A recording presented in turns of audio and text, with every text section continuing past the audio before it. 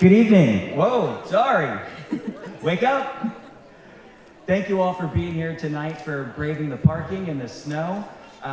This is a really important night. It's a great group, it's a great cause. We all know that if we don't continue greening and just working on the environment and everything, we're gonna have a lot worse weather than this. So this is a very important night. Thank you for being here. My name is Brian Rodolfo, and I'm the president and CEO here at the Cabot. And I just want to say that it's been since 2022 that we've been doing this with Green Beverly. And it's been so great. Green Beverly was behind our conservation efforts. They were the impetus for us going to all compostable cups, getting rid of all plastic. And it's been a great move for us. We're thrilled for that. On that note, when you're done enjoying your drinks or your popcorn and you're wondering what do you do with everything, we have compost bins scattered all around the theater. Please drop your stuff in there. Also want to say that in the unlikely event of an emergency, there are exits located at the back of the auditorium on the orchestra level down here, and then upstairs on the sides, or also down the steps and out the main door. So I'm not going to take up too much more time. Actually, I'm not going to take up any more time. I'm just going to right now introduce Lily Worthy, and thank you very much. Have a great night.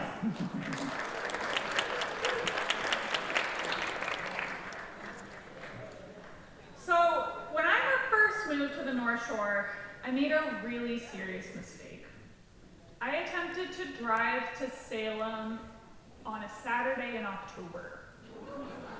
Yeah, I know. But newbie me thought it was a Halloween weekend thing, not really an October 5th issue, and I wasn't going to the center of it all, so I'll be fine.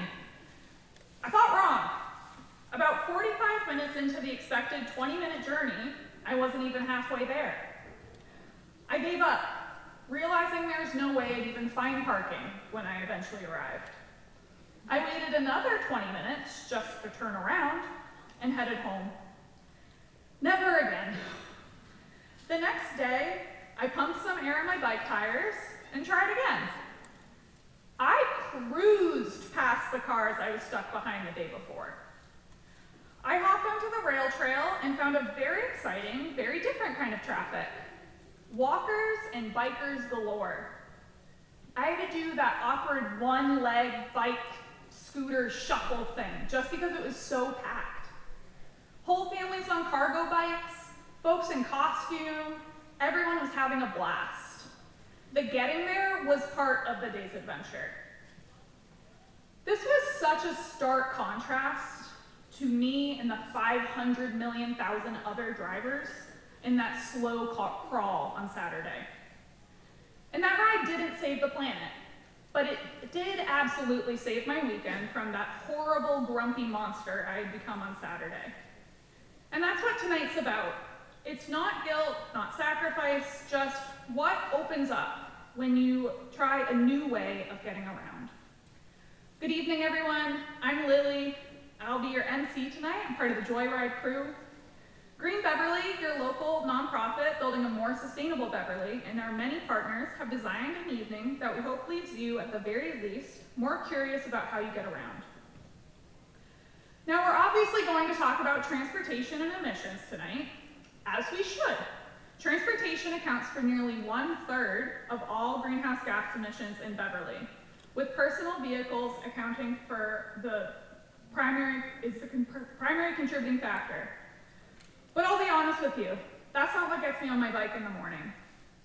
What gets me excited is what happens when we step outside of the car every time default. What opens up? The freedom of a bike, the conversation on the train, the neighbor you actually say good morning to because you're not sealed behind glass going 40 miles an hour. And look, some of you don't need to be convinced. You're already walking, biking, riding the bus. Maybe by choice, maybe because that's what the budget allows. We also know the current system doesn't make it easy or accessible for everyone. Bus stops without benches or shelter from the elements, a 45-minute wait for the next train when you have kids to pick up. So when we talk about sustainable transportation tonight, for some of us, it's about making the thing we're already doing safer, easier, and more dignified. And here's what's exciting. When more people choose to bike, walk, ride transit, those systems get harder to ignore. More riders means more funding. More walkers means the sidewalks get shoveled. More cyclists means safer infrastructure. The squeaky wheel gets a protected bike lane, as they say. Tonight, you'll see a stage production featuring some truly passionate fourth graders from Centerville Elementary. Huge shout out to them and their STEAM specialist, Nikki Russo, as well as the BHS National Arts Honor Society for designing and creating the props. Woo! You'll hear from local experts throughout the night, and we'll close with a Q&A panel. Big thanks to all of tonight's speakers and panelists, and a massive thanks to all of you for making the effort to come out on a weeknight despite the snow. We've created a bookmark for you with a QR code that links to a website with tonight's topics, resources, and recording of this performance thanks to BevCam and more. Tuck one in your pocket. If you haven't picked one up at one of the tables, you can grab one from a volunteer on the way out. We'd like to thank the beautiful and historic Cabot Theatre for hosting JOYRIDE, our 5th community conversation on this stage. Let us also briefly reflect and honor those who have walked this land before us and for those who come later, for whom we make today's decisions. We express our gratitude for and acknowledgement of the ancestral sovereignty of the indigenous people of Beverly and their descendants. We affirm in Beverly a responsibility for collaborative stewardship of our lands, a message informed and inspired by the Namkiag and the Pawtucket people. So as you experience tonight's show, keep asking yourself, how does getting around work in my life? What could I gain by opting for a more sustainable form of transportation? Who's ready for a joyride? Woo!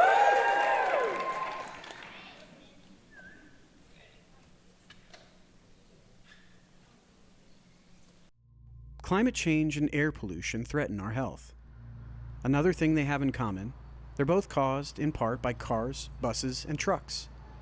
Exhaust from gasoline and diesel-powered vehicles contains dangerous emissions, including greenhouse gases and particle pollution.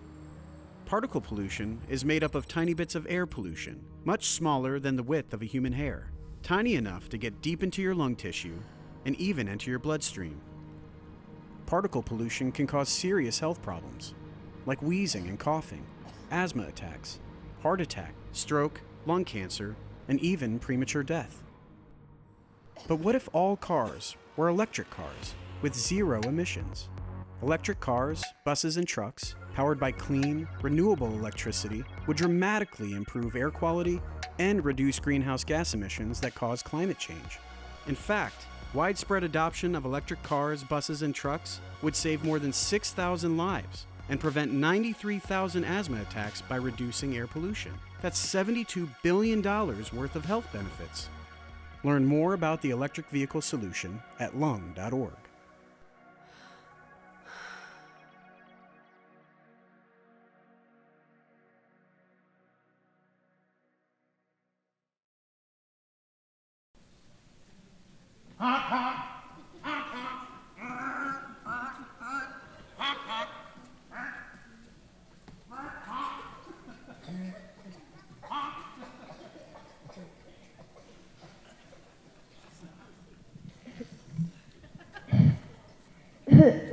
I can hardly breathe.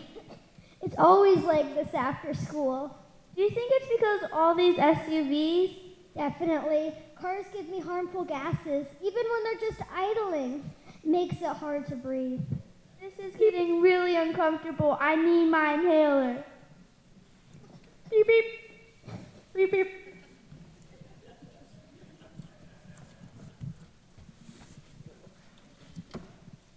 Well, hello there. Hey, you guys, it's been so long. It's really good to see you. And guess what? I brought my magic bus. This bus can help us travel in time. Do you want to go on a ride? Yeah!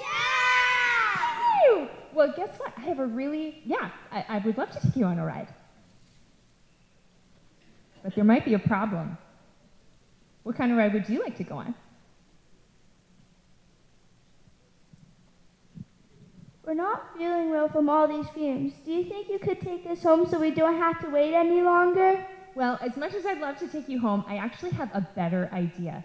How about we travel to a time before all the car fumes, like, say, 250 years ago, 1776? What do you think? Great, and I have all these signed releases from your parents already, so we are good to go. Let's go, you guys. Great idea. Oh, Miss Riza, you're so good. Beep, beep, beep, beep, beep.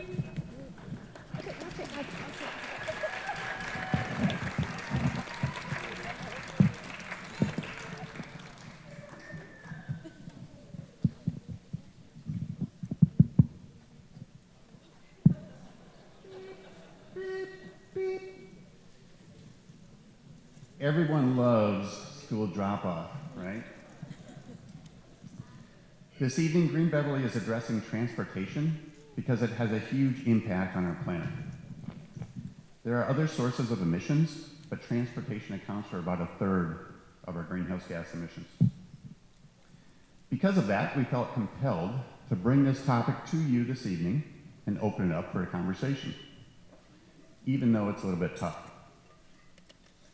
It would be tempting to beg all of us just to stop driving, or to buy an electric vehicle, or to implore our city officials to spend more money on public transit and bike lanes.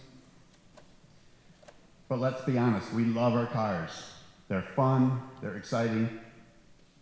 It'd be really hard to live without cars. So now what? We have a dilemma. Let's start out with some of the tough realities. Not only do these idling cars pollute the air that we breathe, causing us health issues and nausea, but they're also contributing to a global issue. These pollutants are causing our planet to feel ill. When our planet feels ill, and when there are pollutants in the atmosphere, as you can see from the right-hand side of this graphic, the planet warms, and the heat cannot escape our atmosphere. When the planet warms, our normal weather patterns become disrupted, causing severe weather events. And when the planet feels ill, we all pay the price. But not only us, our kids, our grandkids, and many generations to come pay the price. Not only do we pay the price environmentally, but we pay it economically. We feel it in our pocketbooks. And we're not just talking about some islands in the South Pacific. We're talking about the 01915. We have numerous examples in Beverly where rising seas and intense storm surge is causing damage, real damage today. Let's hear what Bruce Doig, our Director of Parks and Rec, has to say about the intensity of storm surge and the impact that it has at Lynch Park.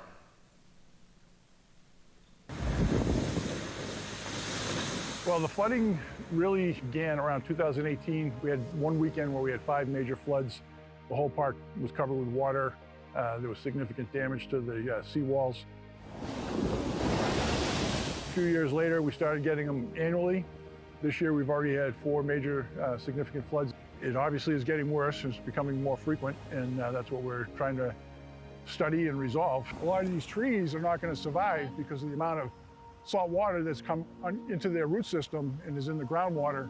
And so, again, when we get to making choices on what we want to protect and what we can protect, we may have to lose some trees and gain some trees somewhere else, move to higher elevation, so forth. And a lot of the pictures that you can see, for example, is that the water is reaching up to the level that the state is projecting is by 2050. So we're seeing that water level already rising to what we're expected officially to see in 26 years' time. We kind of realize that there's going to have to be some give and take here. We just can't build a fortress around the park, and and also from a visibility standpoint, we don't want to have 10-foot seawalls and people can't sit and enjoy the views. By 2070, every high tide there'll be flooding of the major areas of the park. So obviously that seems like a long time away, but even in 2030, 2050, there'll be significant flooding on a regular basis. My hope is that we can minimize the flooding to the point where we'll still be able to enjoy significant areas of the park without losing significant areas of the park.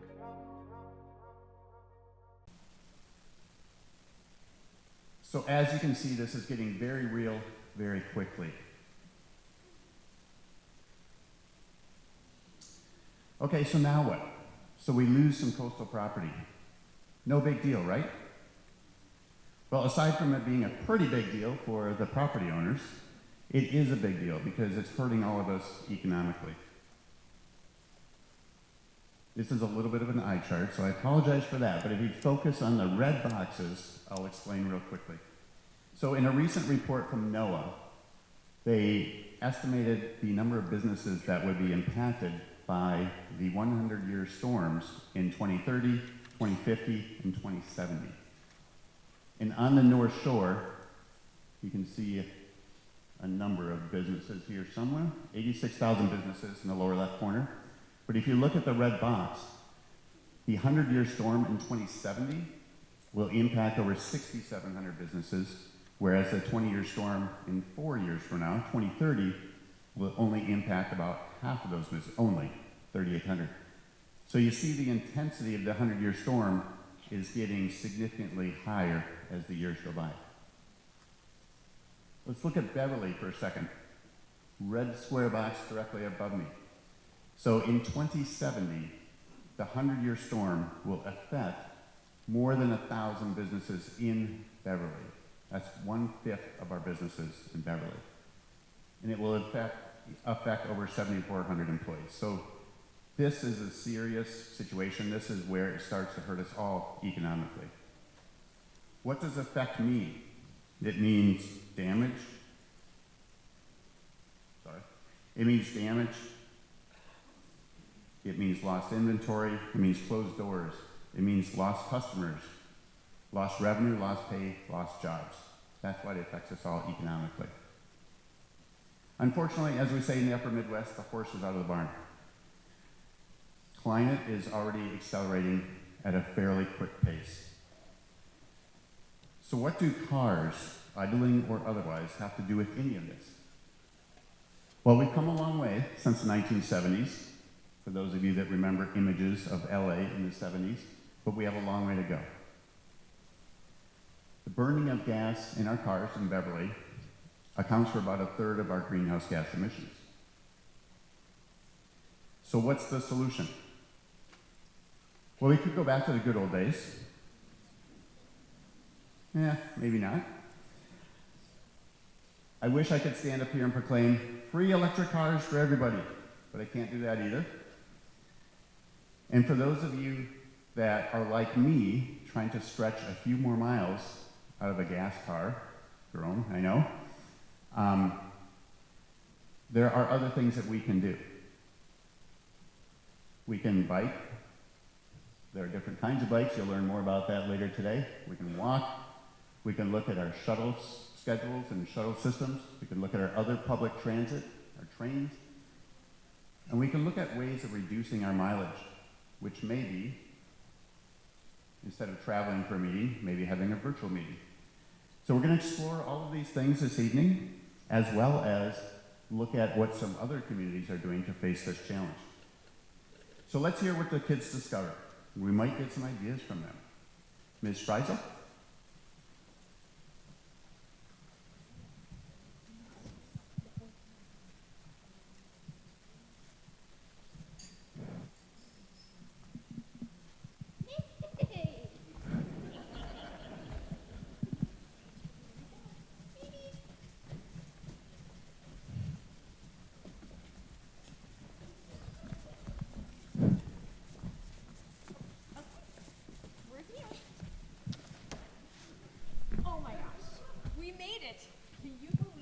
Beverly in 1776, and you guys, I have to say, it's a good look. So, isn't it just lovely? Yeah, look at all these trees. It's so beautiful. I can see the ocean from here. I recognize the Hale House. I want to go see Salem. Yeah. Let's go, you guys. Yeah, and maybe we could see the British soldiers leaving Boston. I learned that in history class. They left in 1776. All aboard to the Salem Ferry! Where's young lady. Essex Bridge? Are you going to get a ticket to go to Salem? It'll take you on the ferry 30 minutes, and then 30 minutes to walk there. Or you can go through Danvers. So it takes an hour? That's wild. It usually takes me 10 minutes to get to Salem. Sir, we're not going to take the boat this evening. We have other adventures to go on. It's a ship, ma'am. Oh my gosh, what is that? Oh, what? There must be a lot of horse manure on Cabot Street.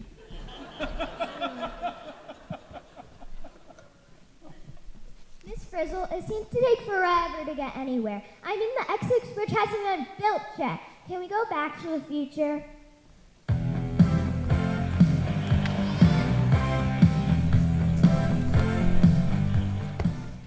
Are you sure? Yeah, we can't really do anything here. Plus, it smells better in the future. The problem is all that pollution from the SUVs. That is so true. So back in the day when they invented cars in the 1870s, hello, that solved a really big problem, which was you could get around faster and also all the horse manure. But now we have a very different challenge, and it's because we have billions of cars on the road, and so the issue is, of course, pollution. So how about we go back in time to where we came from and learn about one of the biggest solutions here, which is electric vehicles. What do you guys think? Maybe leave all this behind?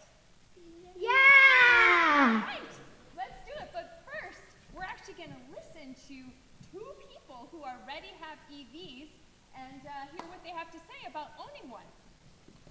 Let's take the bus.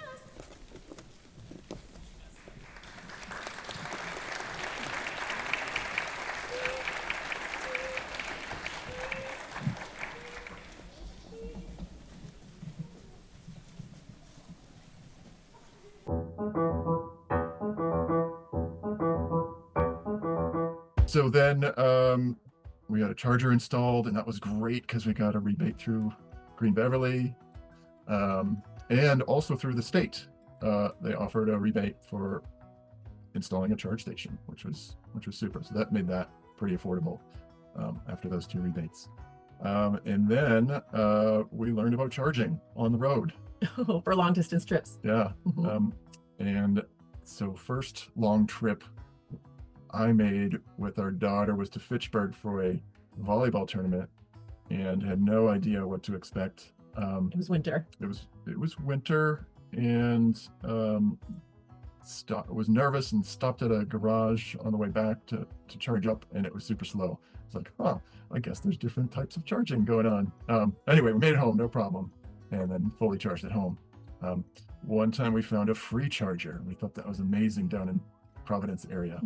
And so we went and charged at a municipal lot, and we brought popcorn and watched a movie. And it charged super slow. It was like the slowest one ever, but it was all right. It was experimental. We knew it. We got to see a couple episodes of what we were watching. Anyway,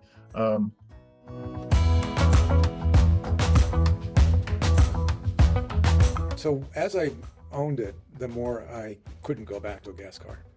And when you get used to the driving experiences, it's hard for me to describe what a difference it is. The first thing you notice is the acceleration is instant. I mean, getting on a highway is like, you don't even have to think about it. There's no noise. It's like, wait a minute, because I hear other cars, they get on, they accelerate, all the vibration and the noise, and it's like, it's insane. It's a real pleasure to have that. Just the lack of noise and vibration at the end of a drive. I can't describe the feeling, but it's to me, it's so much fun. Hey everybody, how are you?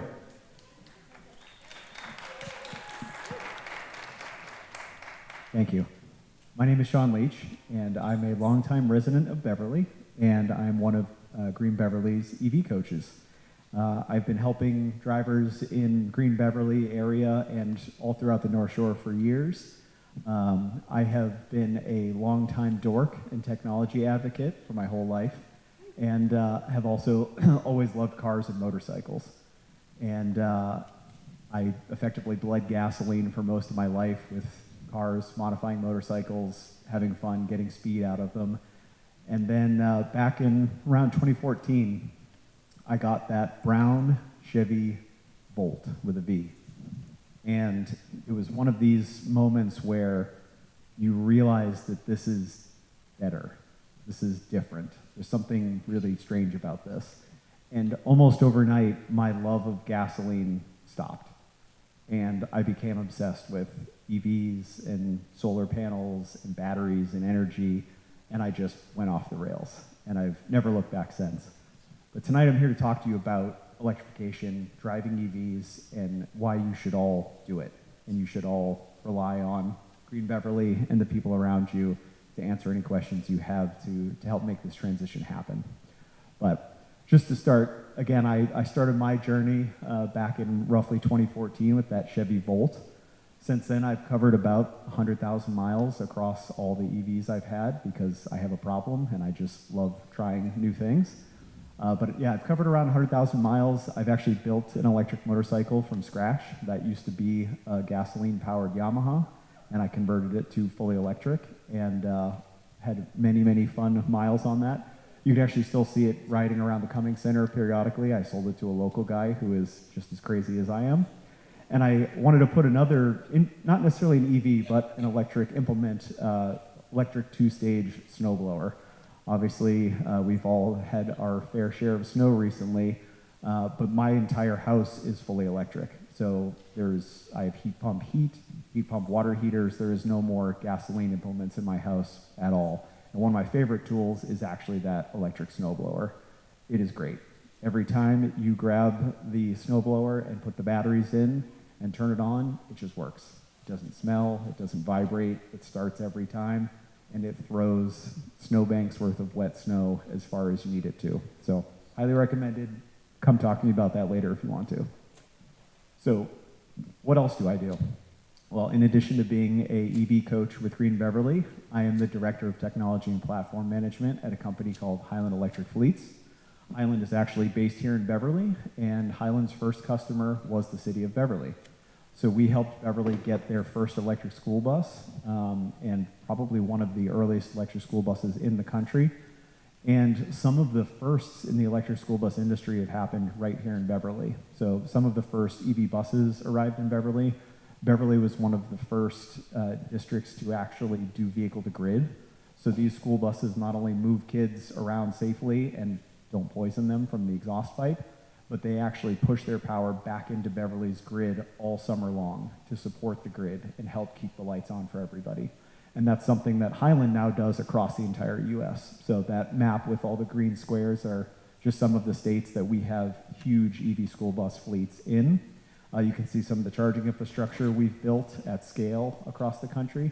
And that's a little shot from one of our web video series that I'm a speaker in as well. So I love talking about EVs with Green Beverly, but it's also what I do for a living as well. So why are we here? I'm here to tell you why driving an EV is different. And I know some people read that and are like, oh, I don't know, this seems kind of scary. You know, I don't know if I want to do something different. But I'm here to tell you that different does not mean bad. Different can be better. Different can be much better.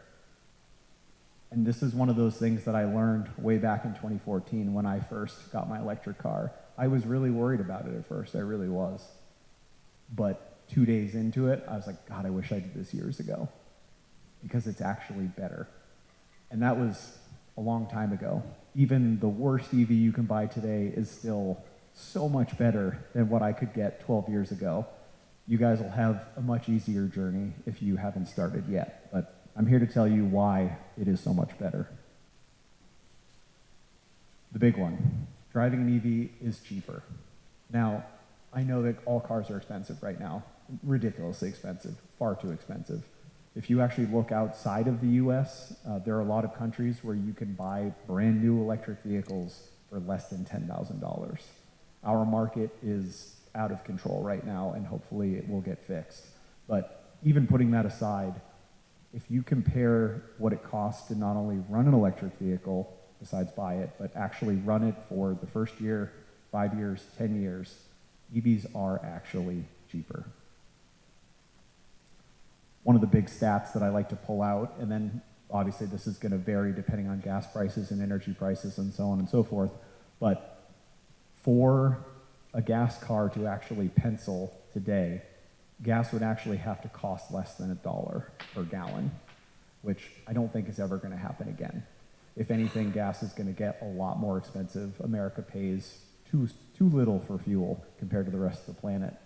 But gas would have to be extremely cheap just to match the fueling cost of fueling an EV here in Beverly. And Beverly has fairly expensive electricity compared to national standards. But the other big thing is you can't forget the other costs of an electric vehicle. Yes, the fuel is cheaper, but TCO is really what matters, and that's total cost of ownership. There is far, far less maintenance that you have to do on an electric vehicle over the life of that vehicle. There are no filters, really. There's no fluids to change in it. You just drive it, get it inspected periodically, make sure it's safe, and replace the tires every 5 to 10 years, and that's it. So the total cost of ownership of an EV is a lot less. There are also a lot of awesome, cheap, used EVs. This is even more true today than it has been in any point in history.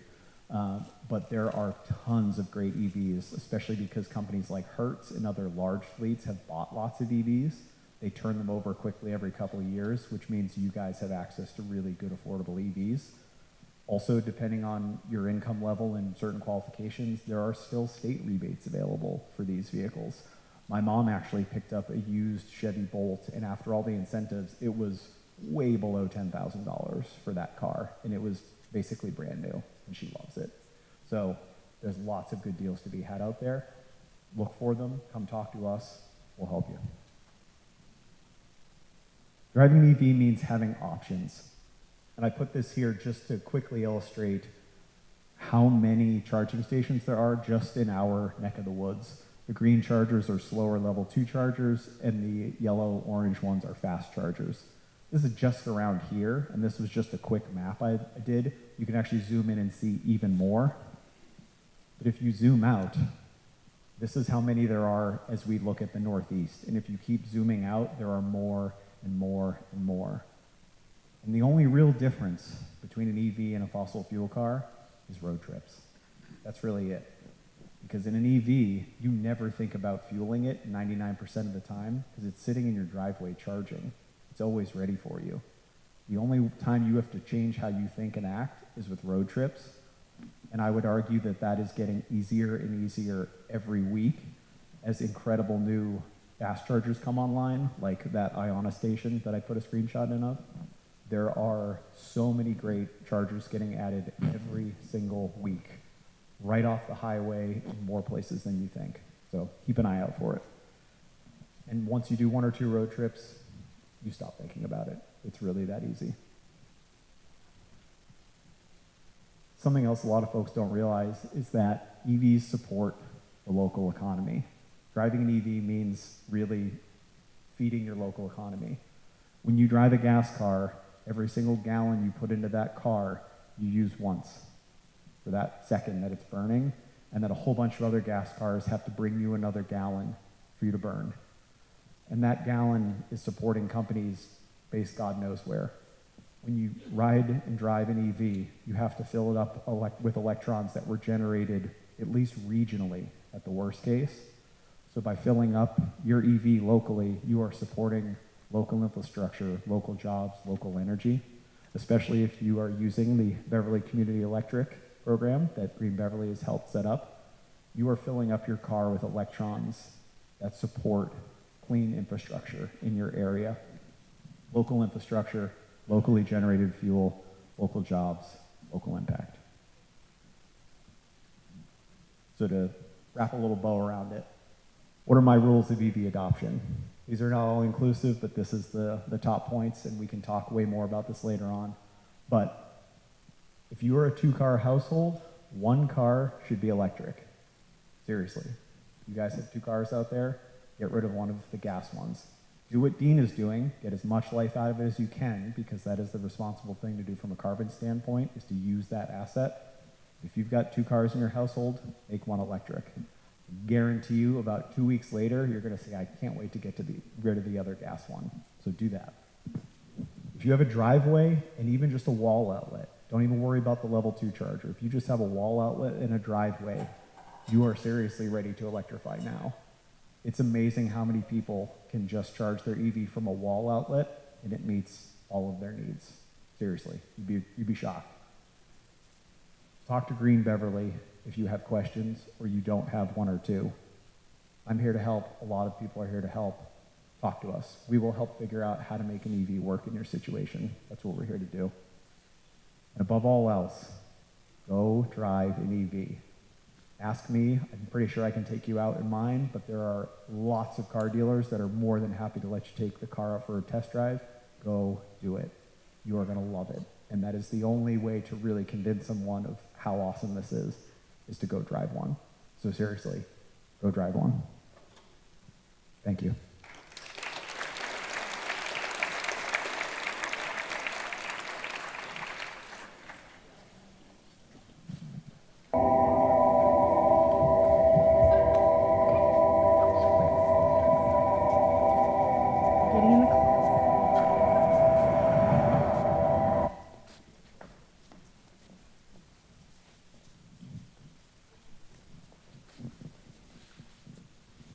Wow, I want to own an electric car, or maybe an electric bus. Do they have such thing as electric boat?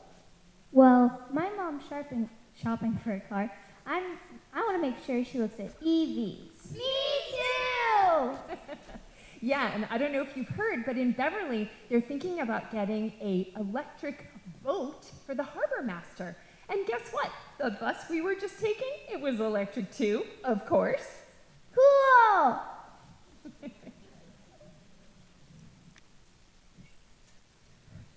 It would be great to know more about all of that. And I heard you're supposed to leave 4 feet between your car and bike. Yeah, that is absolutely true. And as I seem to recall, there are just so many wonderful ways to get around, right, with bikes and stuff. And fortunately, we have an expert off stage that's ready to talk about it. But before we have all that good information, let's watch a video. We're going to learn about the Beverly Bike Bus that happened last fall. And that was done by Michael O'Connor. Are you here? Yeah, he's right down there in the front. So we have some good footage of what happened last fall. Thanks, you guys.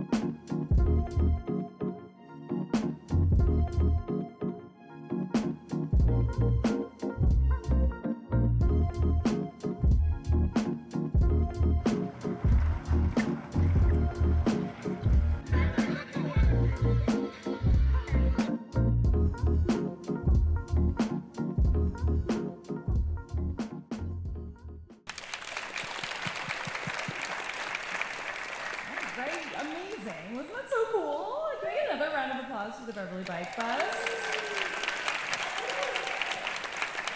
So great.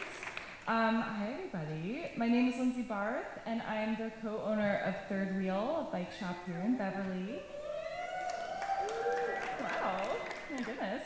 And one of the most exciting things I get to do in this role is help people figure out how to fit bikes into their day-to-day lives. And oftentimes in these conversations, we uncover some barriers to working bikes into your life. And so tonight I thought I would share the top three barriers that I've encountered while working with folks, and we talk them through. And actually, I'm going to throw a curveball at my whole presentation and ask for a little audience participation. So we're going to have three barriers. We're going to talk them out. But I'd love to kind of get a little bit of participation. If any of them resonate with you and maybe have prevented you from biking in Beverly, please raise your hand. Okay? All right. Barrier number one. Safety, fear of traffic. Anybody? Yeah, yeah, I'm seeing some hands. Yeah, this is the number one response that I hear when talking about biking in Beverly. And it's so real, right? You're picturing yourself biking in heavy traffic, maybe on Rantoul Street, fighting for a space. It's scary stuff, I get it. But I will ask you to just consider that most rides don't have to be this intense. You can utilize our side streets, our pathways, our rail trails, and you can get to a wide range of destinations around the North Shore, all the while building confidence so that you can start to work towards tackling those more intense roads. And let's also talk to the strengths of being the person on the bike, right? We always think that that's actually scary and more dangerous. It is, but there's also some strengths, right? Like, unlike the drivers around you, you have much better reaction time given your slower speed. You're also more nimble, and you can hear and see much more around you than folks that are driving. So I say this not to minimize the fear, but to empower you as a cyclist. There are advantages to being on a bike. And the safety continues to improve. We're seeing more and more bike lanes. We just saw Massachusetts pass the 4-foot passing law, which makes our roads safer every day. So safety is definitely a major concern, but safety improves with visibility. Every additional bike on the road increases driver awareness. All right, barrier number two. Do you guys know about this, New England weather? Anyone not biking right now because of New England weather? Yeah, okay. Okay, so after this week's storm, like I really do feel you on this one. Here's what I'll say. You don't have to bike year-round. But if you're looking to replace a car trip with a bike trip in inclement weather, there are so many products that can help. There's fenders, there's lights, there's cargo racks and baskets to carry all your gear. Even the type of bike can make a difference. Opting for a hybrid or a gravel bike to be able to handle our North Shore streets, potholes and all, can often be the difference between feeling shaky versus feeling confident on the road. Now, what bike and what gear you might need will vary from person to person, but thankfully you have your pick of local bike shops on the North Shore, and they'll all help you gear up for whatever type of ride you're trying to take on. All right, barrier number three, confidence, accessibility. Is anyone feeling a little unconfident? Yes, thank you. It's real. This is a big one, and it has some emotion tied to it. So most of us start off riding bikes as kids. When falling doesn't hurt, we just bounce. So that also means, you know, you're coming to biking as an adult in two ways. You are either aging alongside your bike and starting to find that you want to bike in a different way, or maybe you're not finding it as accessible, or you're coming back to biking after a really long time away and things feel a little different. You're not feeling that confidence you had as a kid. So we want to, you know, in these circumstances, we want to set ourselves up for success, physically and mentally. So physical accessibility can look like exploring e-bike options or even bike frames that allow for easier mount and dismount if you're experiencing less mobility. It can also look like slower paces, different style of riding. The biker you were as a kid might not be the biker you are as an adult. And confidence is the other piece to this, right? We all know practice builds confidence. Finding a group to ride with can be a huge way and super helpful in building that confidence. At our shop, Third Wheel, we've had weekly group rides going for 3 years now, and we're always really excited when we hear that our group is the reason for folks getting back on a bike.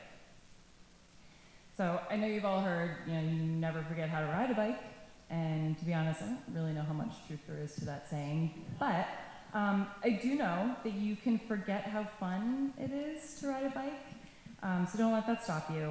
Get back out there and rediscover the fun. All right, so I've like totally convinced you to get back out there. You're gonna be working biking into your daily life. Great. Here's your prize. You will be saving money. You will be avoiding parking headaches. You can park wherever you want. You're gonna get more movement in your day, and you're gonna feel more connected to your community. So, win-win.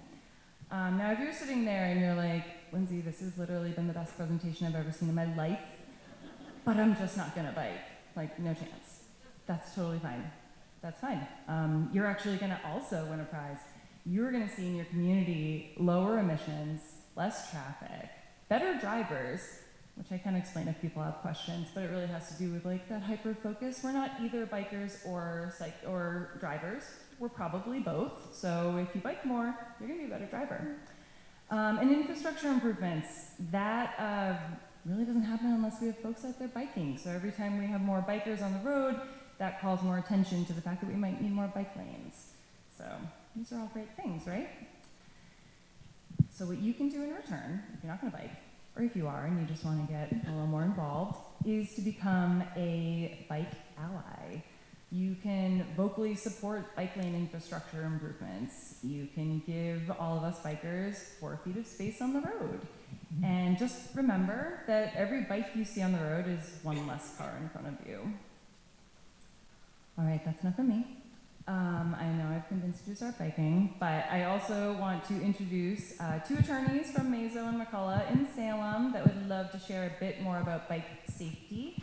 This firm participates enthusiastically in Bike Safety Month in May, so they're the perfect people to educate us. Jessica and Mark.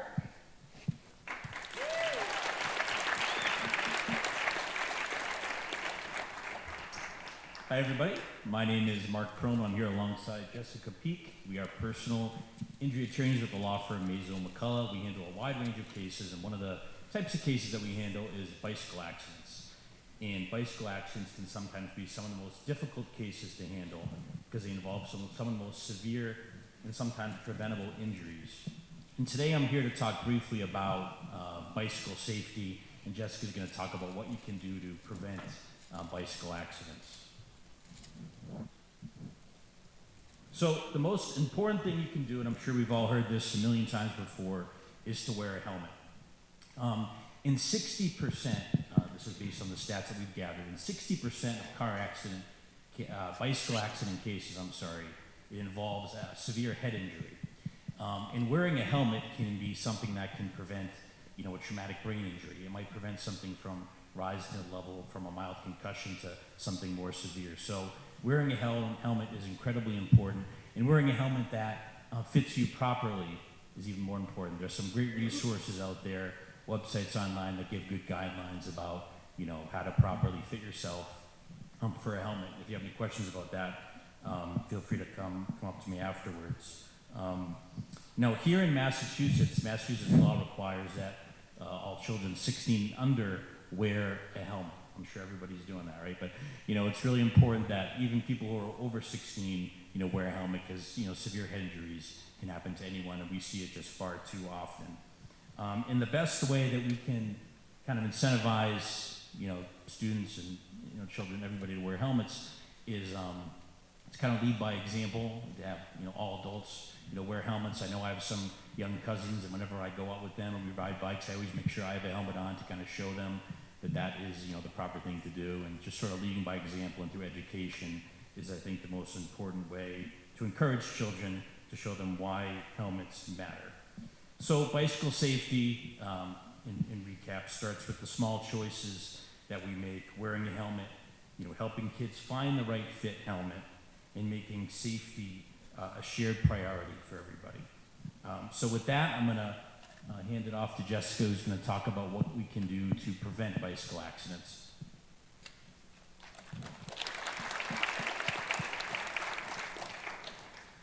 Thanks, Mark. Today I'm here to talk about preventing bicycle accidents and how both bicycle riders and motor vehicle drivers can play a role in keeping our roads safe, keeping everyone safe. First, for bicyclists, visibility is critical. Make sure you install a front white headlight. In Massachusetts, it's required by law to use one from 30 minutes after sunset to 30 minutes before sunrise. And wearing reflective clothing at night makes a big difference. The more visible you are, the safer you are. Try to make eye contact with drivers as you're riding a bike. If the cars cannot see you, they don't know that you're there, I would make sure that you don't cut in front of a vehicle or assume it's safe to cross unless you do make that eye contact and have clear acknowledgement that they do see you. If you're unsure whether a driver has noticed you or not, let them pass and wait a few seconds before you go, then risk a serious accident. Make sure you're riding with traffic, not against it. Drivers don't expect bicycles coming towards them in their lane, especially making right turns. And also make sure you stay out of their blind spots. So I wouldn't position yourself in between two cars or directly alongside where you can't be seen and vehicles cannot see you. Remember, bicycles must follow the same rules of the road as cars, so make sure you are obeying traffic signals and signs. And of course, always wear a helmet, as Mark said. Drivers, all of our drivers here share the same responsibility. Motorists should always use the same vigilance with bicyclists as they do with other vehicles. Always check carefully for cyclists before making a left-hand turn, and never use a bicycle lane to pass another car. Those are for bicycles for a reason. Preventing bicycle accidents isn't just for one group. It's about awareness, visibility, and mutual respect. And when we all do our part, we can make the road safer for everybody. Thank you.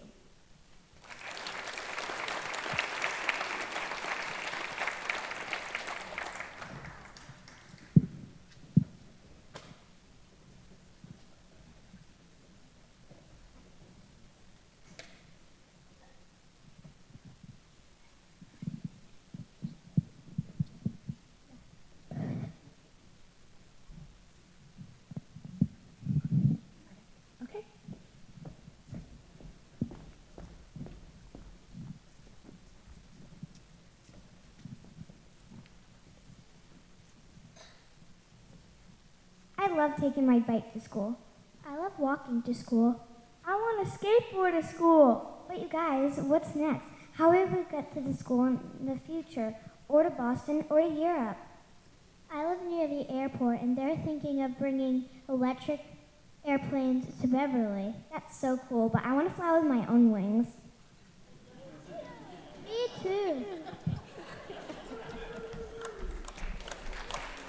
Well, that would be amazing if all of us had wings like Tony over here. But in the meantime, it's really interesting to look at all the sustainable things other cities might be doing to make transportation much more green and fast, frankly. So how about we have our next speaker talk about what's possible? Maybe we could get some ideas. What do you think? Yeah! Well, wahoo! Let's welcome Travis Pollock. Or I'm sorry, you're going to welcome him. Yeah, no. Oh, well, if we have all those cool ways to get around, it's really helpful if you reduce all your miles, right, girls? You want to have that no miles, and then if you combine errands and all that, and if you live in a walkable area. But look, our next speaker, Travis Pollock from the Metropolitan Area Planning Council, is here to talk about the future of transportation! Yay! Line up, girls, here we go.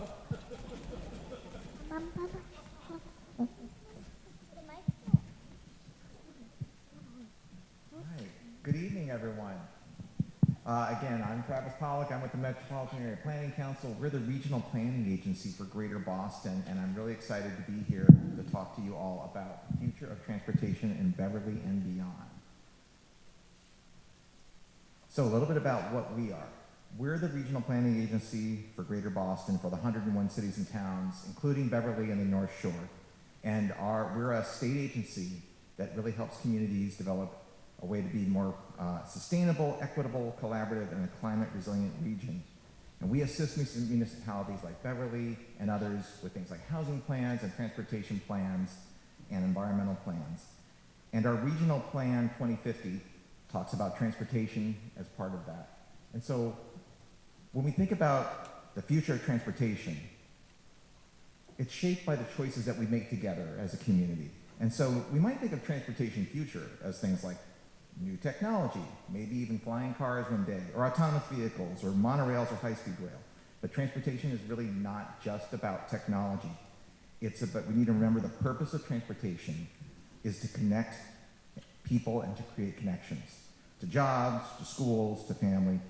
And in our future, in MetroCom in 2050, our regional plan, we talk about this. And I'm going to hear talk a little bit about the future of transportation means we're going to be more regionally connected. It's going to have greater options to drive and use other options besides driving. It's electrified, it's safe, and it's equitable. So, what do I mean by regionally connected? In the future, our region will be connected with trains running every 15 to 20 minutes. Trains will be faster, they'll be more frequent, they'll go to more places. Our rail network will become a regional rail system, connecting people to more destinations and letting them work and live in the communities all around the region. These improvements are not just way off in the future. This is part of our regional rail plan called Rail Vision. And also in the future, our region will be connected with an expansive trail network. And when completed, we have Landline is the network we're calling it. We're going to have over 900 miles of greenways and shared use paths, 500 miles of foot trails, where basically 3 out of 4 people in our region will be within 1/2 mile of a trail. We're already seeing this today with the Minuteman Bikeway.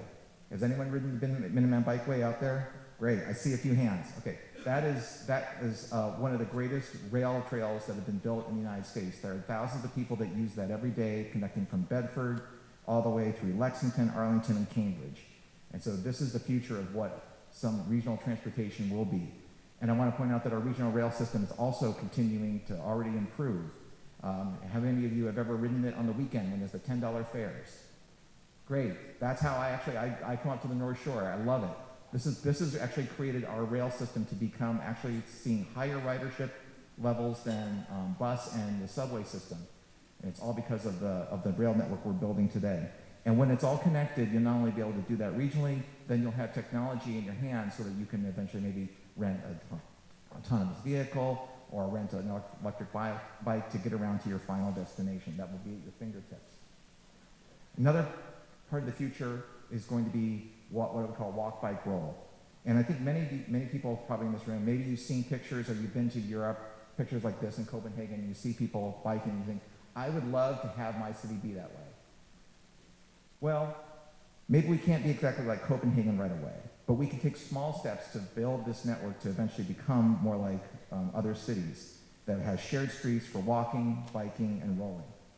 And this includes the bikeways, like we talked about, separated from cars, more what we call complete streets, the streets for everyone that we're already seeing in communities like Beverly and elsewhere in the North Shore, so that the streets are safe for not just moving vehicles, they're for everyone and for all people. And the communities will have safer streets for things like the rolling school bus. This one's Stoneham. I was so stoked to find out that Beverly has a rolling school bus, a bike bus. Shout out to that. I think it's a great thing. So these are small pieces that we can build to build out this future network. And as was mentioned, our future will be electric. Not just electric cars, but more of our entire system. Our rail network will be electric. Our school buses, like was talked about, will be electric. And we'll also see new ways that we can have electric fleets, like the solar panels. We don't have to have expensive trenching necessarily every time to get this eventually to be our electric system. And even small things, like the bikes that you see in these photos. This is the future as well for deliveries. As we buy more things online, as we want food delivery, companies are finding ways to do e-cargo bikes and have a smaller footprint, and this will really be a big future for us to create a future that has less congestion from these deliveries. One of the things also is our future transportation system will be safe. It will be safe for not just people inside vehicles with improved car safety, but it'll be safe for everyone, especially our most vulnerable users such as children, seniors, and people walking and rolling. We're already seeing this today in some places. In Norway, they've eliminated deaths for children on their streets. Oslo has eliminated deaths for cyclists and pedestrians through safer streets and enforcement. And in the US, Hoboken, the picture on the left, New Jersey, has eliminated deaths on their streets for 7 years through programs of discouraging speeding and better street design. Somerville has seen a 50% drop in serious injuries and no fatalities in the past year, while also seeing a big jump in people that use and biking and walking and cycling. And this is through doing all the work they're doing to make our streets safer for everyone. Boston, the picture on the right, has seen a significant reduction in speeding on local streets by installing really just simple speed humps up and down our local streets. We can have a future where that is safe for all users and streets are safe for everyone. And finally, I want to say that our future transportation system will be equitable, meaning that transit, streets, cars, sidewalks will be for everyone. We like to say the term like, make it for everyone from 8 years to 80 years old. And it will be for folks of all ability, and the transit system and our systems will be affordable, whether it's an autonomous vehicle or whether it's bus. And this is a future that we can have now by taking small steps today. Thank you very much.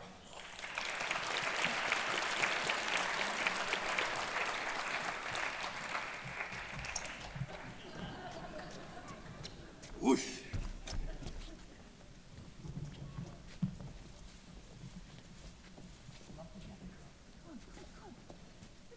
We're clumping.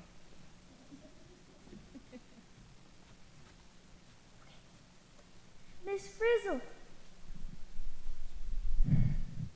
Miss Frizzle, the future could be amazing. It is going to be amazing. And, but it really depends, right? So we have all these opportunities now where each of us, let's say there's a government official who's proposing something new, like these bike trails, we can vote for that, right? And also, every single day we have decisions on how we get from here to there, and every little bit counts. Exactly. Like taking the commuter rail into the city. That's a train, people. Thank you. There we go. And biking to do an errand. Or walking downtown, or walking to the beach. Or taking EV. You can get an Uber. Did you know that Ubers, they have EV Ubers? You can get those and request them if you want. Yeah, it's amazing. So Green Beverly is making it really easy for all of us to take some steps. So this is where the bookmark comes in. We have these quote-unquote simple steps, you know, not little things like go buy a car. No, it's things like go do test drive an EV. But we also, so be sure to grab one from the volunteers around, you'll find them afterwards, and they're also on some of the tables. And then we also have some special desires and hopes that each one of these wonderful students is going to share with us today. So if you guys could have anything, like what do you want for the future of transportation? I could bike to my friend's house. I could walk to Vermont. She's going to walk to Vermont, by the way, in case that wasn't clear. You can show your friends EVs if they're buying cars. Reduce your miles. We want to walk to Gloucester. I want to bike to school. And that's it.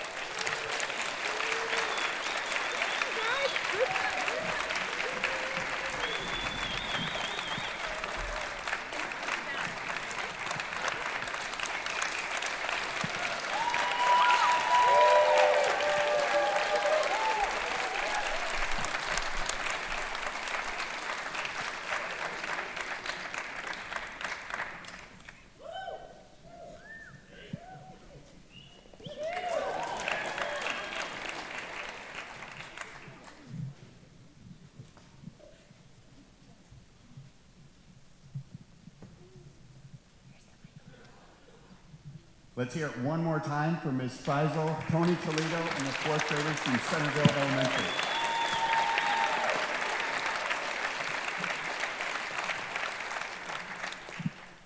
As we get set up for our panel discussion, please think about your questions. I'm sure you have a few questions. If you do have a question, we have a microphone set up on your right-hand side of the floor. We will queue behind that microphone to ask the questions. We do ask that in the interest of time, you keep your questions brief and to the point. We want to make sure that we get to everybody that has a question. So you can start queuing in a few minutes as we start to set up for the panel discussion. We have a special guest in the house tonight.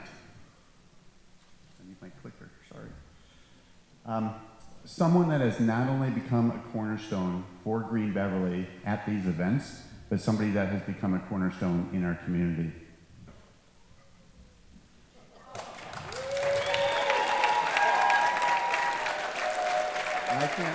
I can't see you. Where is Julia?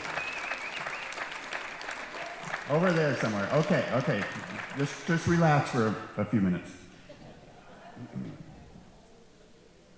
So for the past 4.5 years, Julia has been a key leader within Green Beverly and has been our primary connection to the Beverly community. But even before Green Beverly became officially a nonprofit, Julia had these ideas of engaging the community. And at one point, about 5 or 6 years ago, she came to a few of us and she said, let's get some t-shirts. We'll put Green Beverly on the front.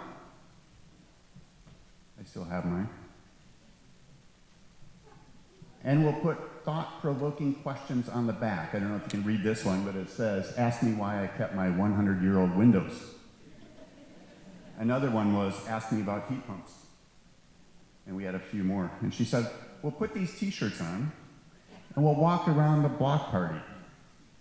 We'll see what people say. It'll be fun. It was fun, and we had a lot of questions, and a lot of people got very curious about who Green Beverly was and what we were all about.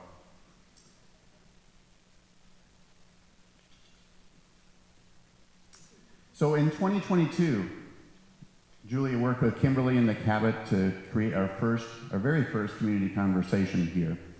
So what you are witnessing tonight was set by Julia's foundation starting 4 or 5 years ago.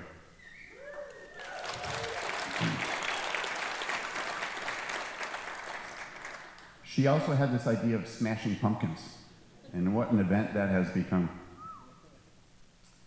She loves being out in the community, whether it's teaching kids about worm composting at a corporate event, or meeting with a small group of friends that are passionate about sustainability at the Bean Trust open office hours. She could set up a table designed for any situation, whether it was giving away free pollinator plants at Beverly Bootstraps, or whether it was working with our younger community at the Arts Fest, or whether it was highlighting our coaches at Farmers Market. She loves being in the schools and even dropping in on birthday parties. So if you're out and about in the community and you hear somebody say, "You good?" chances are you'll turn around and see Julia. Julia Quigley-Long, creating community. So Julia, if you wouldn't mind standing for a second.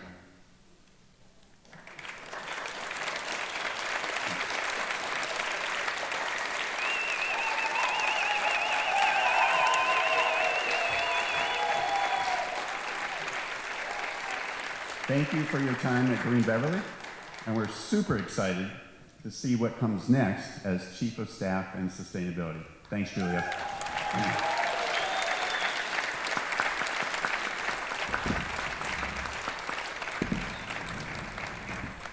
Okay, 2 more quick things before we turn to the panelists. One, I'd like to recognize our city and state and school officials that are with us tonight. And I know we have, I believe, Representative Hannah Bowen. Wave, thank you. I believe, is Senator Lovely still back here? Thank you, Senator Lovely. I heard, I have no idea where she is sitting, I heard that our Ward 2 Councilor Spang is also in the audience. All right, thank you, Councilor Spang. Did I miss anyone? Is there anybody that snuck in late? Yeah, no? All right, thank you for coming. One final thing. We've seen a lot of people on stage. This is for us, this is a big production. So you've seen a lot of people that are involved. There are also a lot of people that are involved in the background. So I want to highlight our back of the office team that helped pull this together on short notice this year. So if you could wave, Christina Olsenberg.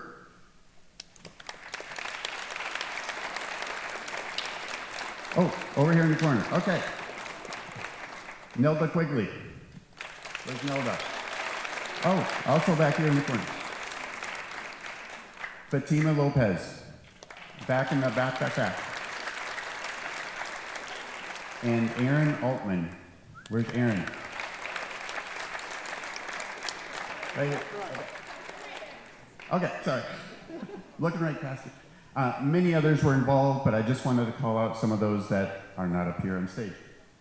Okay, without further ado, I think we're ready for the panelists to come on stage.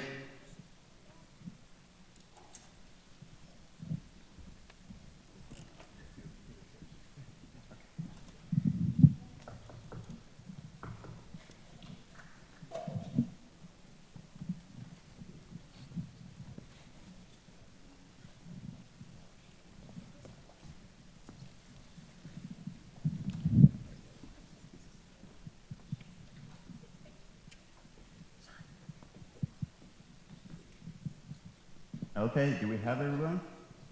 Great. Okay, I'm going to ask you guys, right to left, your left, to quickly introduce yourselves, and then we'll open it up for audience questions. Travis Pollock, Metropolitan Area Planning Council. Darlene Wynn, I'm the Director of Planning and Community Development for the City of Beverly. I am not a trained transportation planner, but I do it sometimes as part of my job. And particularly, I oversee the Beverly Shuttle, which is operated by Cape Ed Transit Authority, and the Salem Skipper. Kyle Cumgen, the Beverly Bicycle and Pedestrian Advisory Committee. We were created in end of 2023. We started meeting in July of 24. And since then, we've been focused on how we install bicycle infrastructure in the city and improve pedestrian safety, and I can talk about the initiatives in response to your questions. John Leach, Green Beverly EV coach and gigantic EV nerd. Okay, very good. Thank you, panelists. Do we have any questions from the audience? Go ahead. Hi. One of the things that we hear a lot at community events, city council meetings, all sorts of things, is that people want more parking, especially in the downtown area. After hearing all of this, what is some good response and or advice when you keep hearing the phrase, more parking is needed? Is that you, Darlene?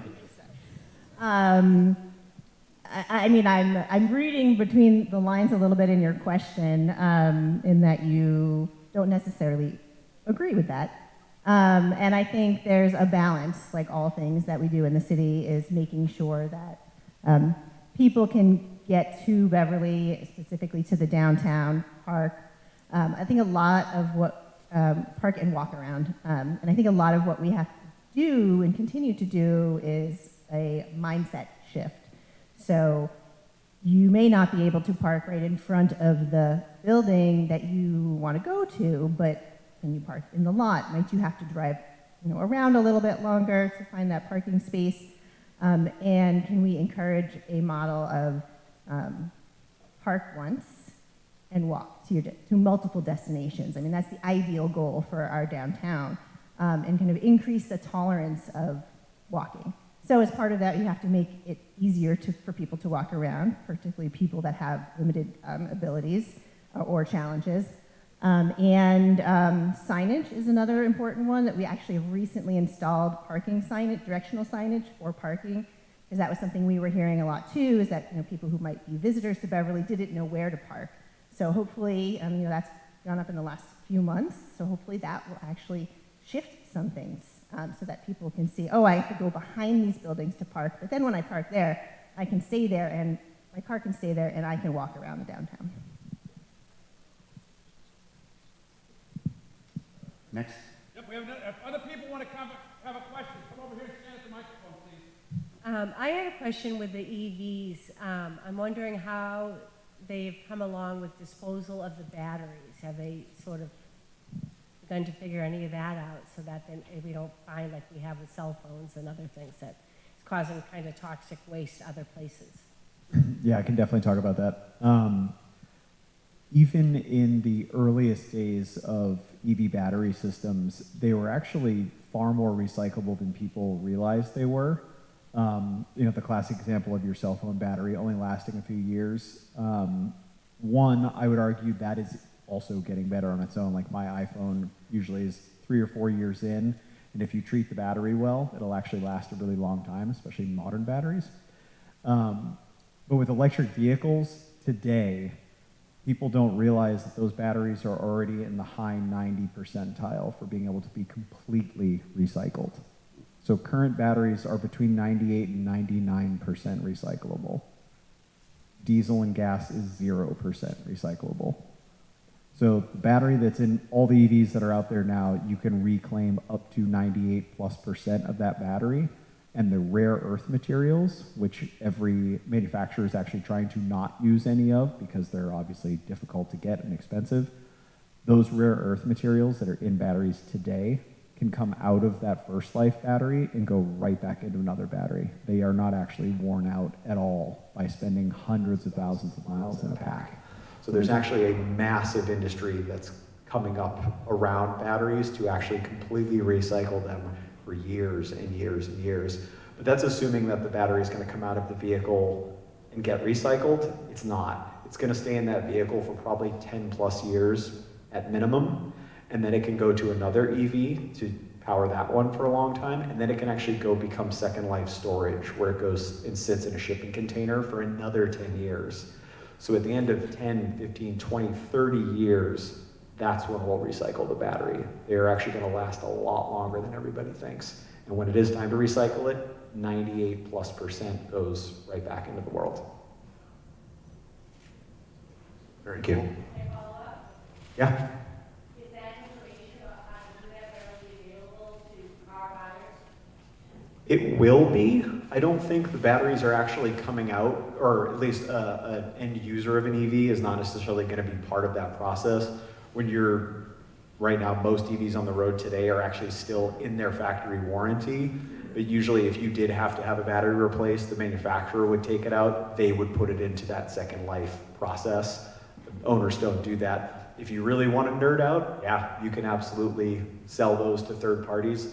There's actually a shop in, I think it's Methuen, that will put second life batteries in EVs for you. So if you buy first generation Nissan Leafs, they'll actually put newer generation batteries that are used into that car to get you more miles. So there's already an ecosystem spinning up around it. Next question. I have a question for Travis, I think, and also for the legislators that are in our audience tonight. Just close your mouth, I didn't hear that, thanks. And also for the legislators that are here tonight. And the encouragement to be using bicycles and e-bikes, my comment is I have seen too many people driving around Beverly, young and middle-aged, and driving against traffic, driving faster than cars, and driving recklessly, in my opinion, on e-bikes.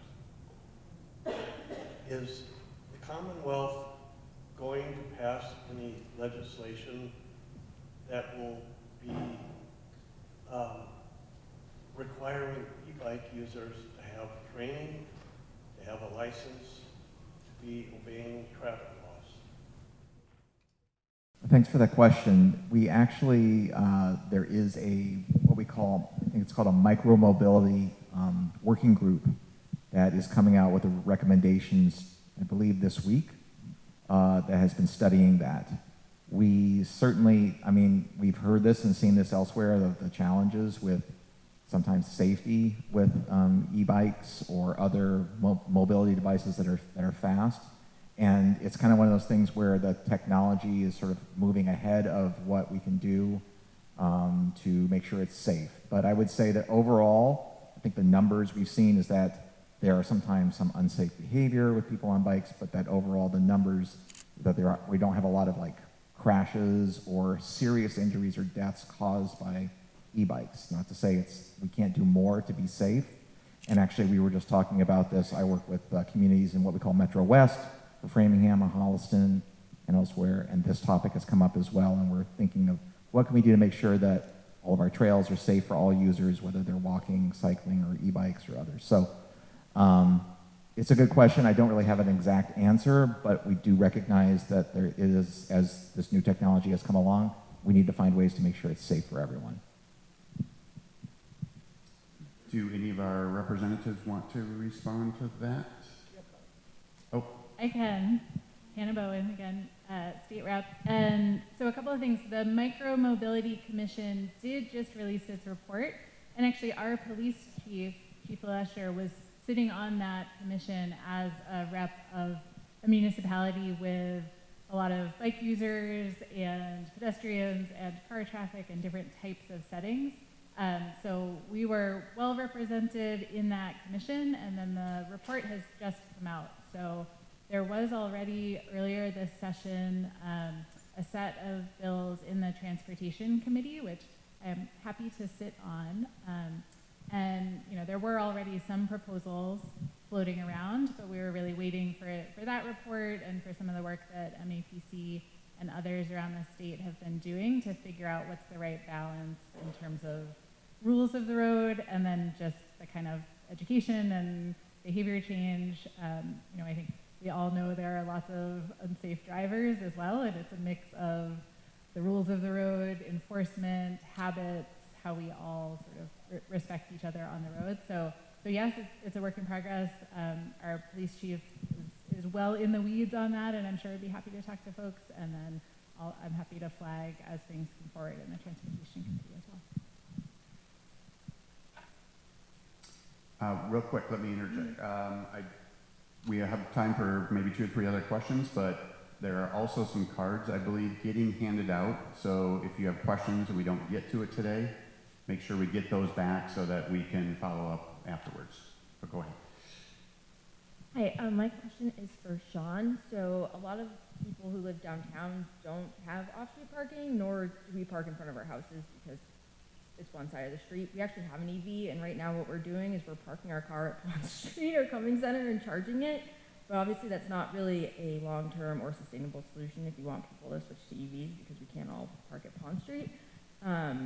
Is there anything that Green Beverly is suggesting to the city to do? I mean, some European countries, and I think in the US too, or in Montreal, are putting in like curbside electric charging system. So anyway, yeah, I just wanted to know if you have any insight into that. Thank you. Yeah, why don't you start and then I'll take it. It's not my area of expertise, but my colleagues do work on this over at MAPC, and we have seen, it's a little hard for me to hear, but I think the idea is like, where can we improve the charging capability?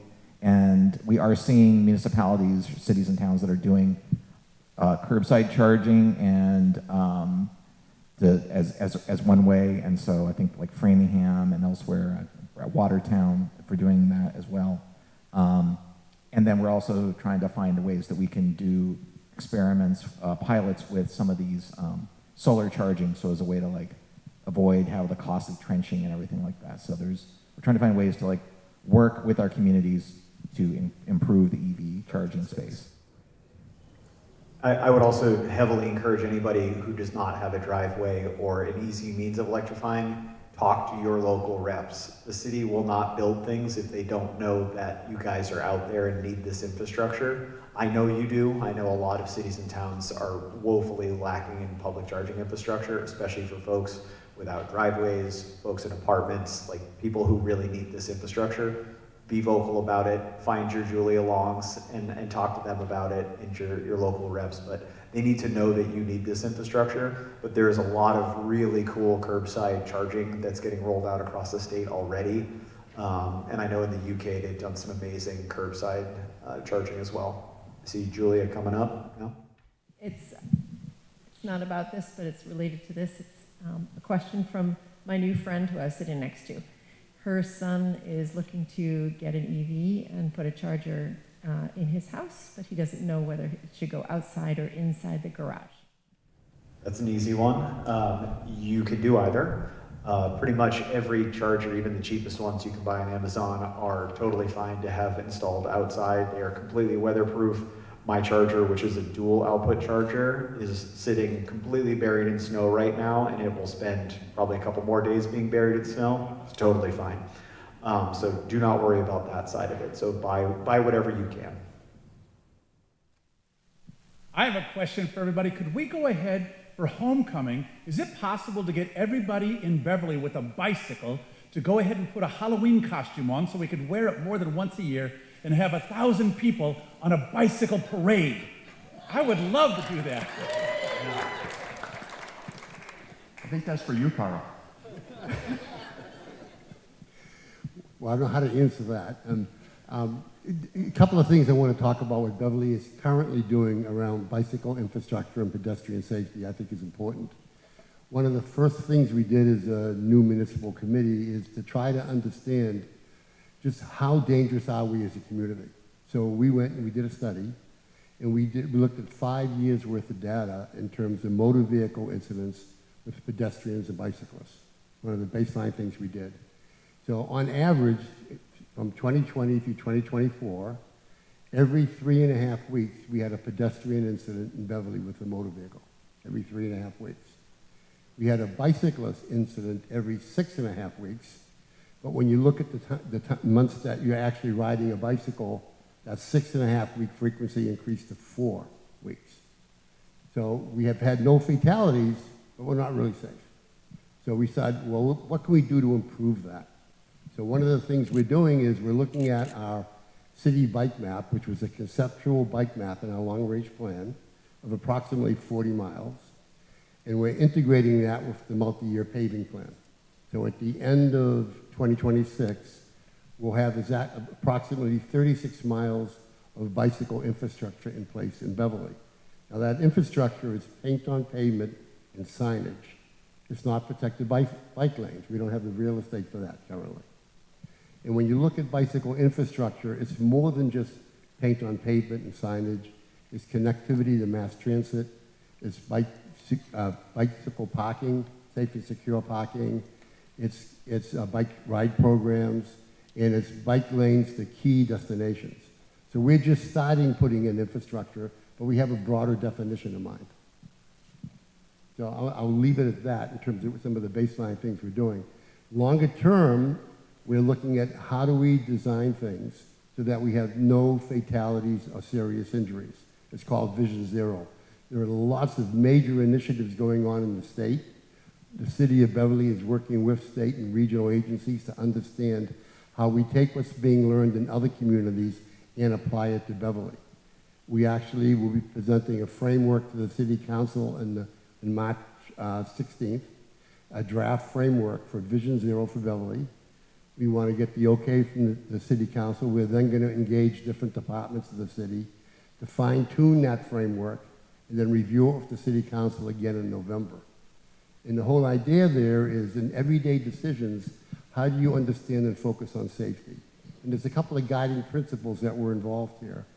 The first guiding principle is we want to design things with safety in mind, not speed.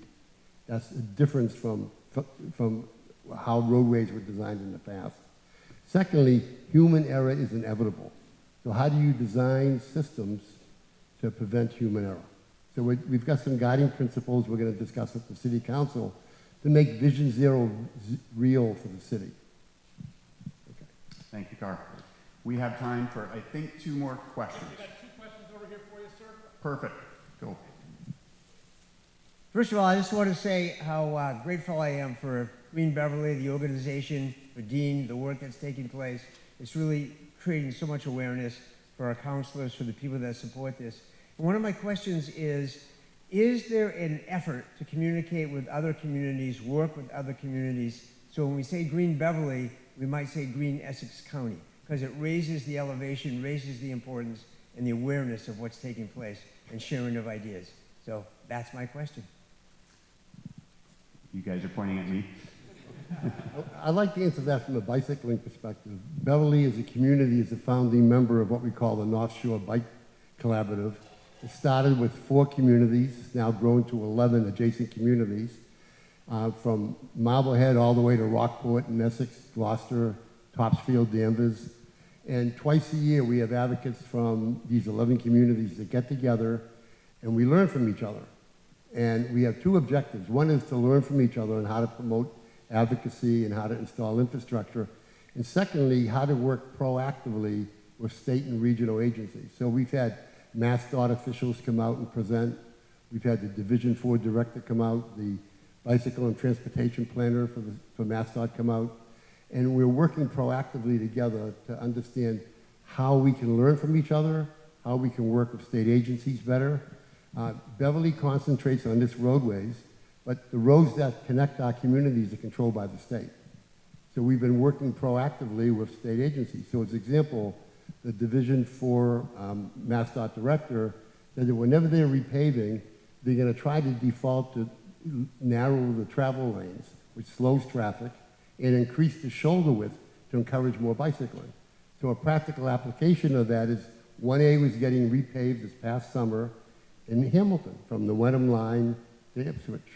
We met with the MassDOT folks, and where possible, they narrowed that lane to 10.5 feet. From the original plan, I think it was 12.5.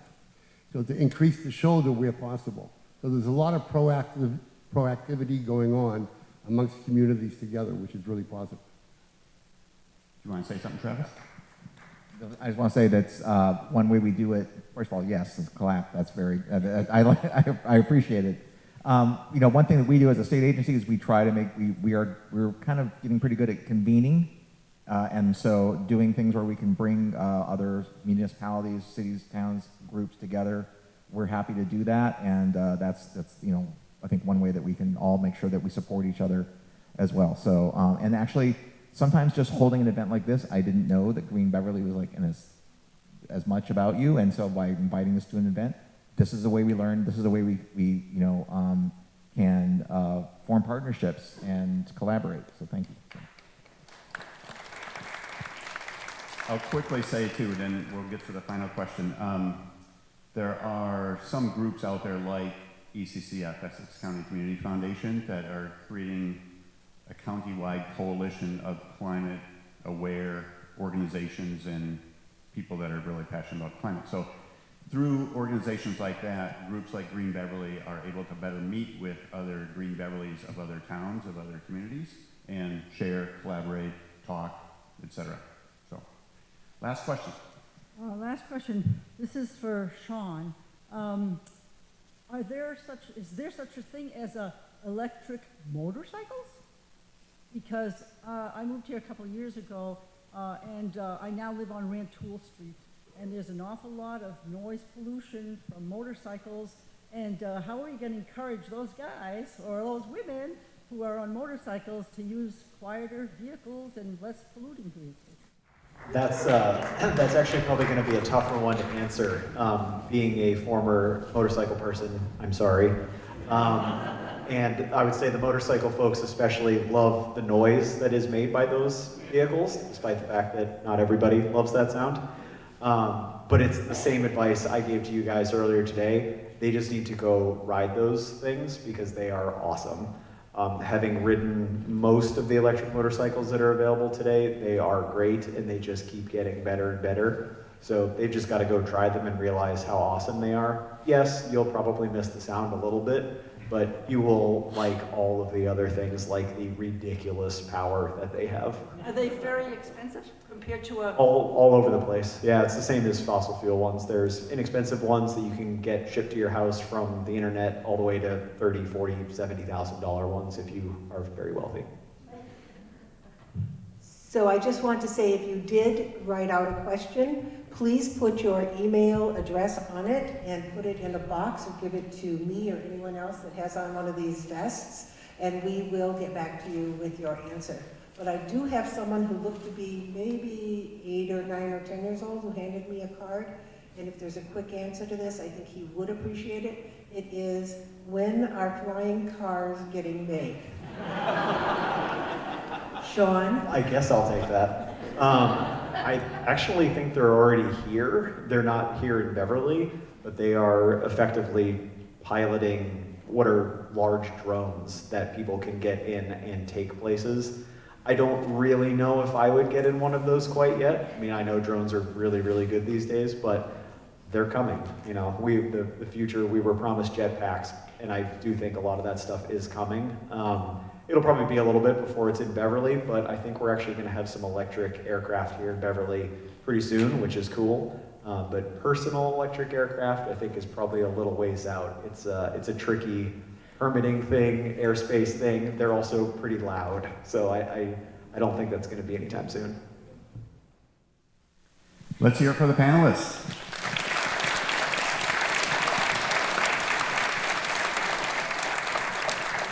Okay, with that, we're actually a few minutes over time, so please welcome our MC, Lily Worthley, back to the podium to close us out this evening.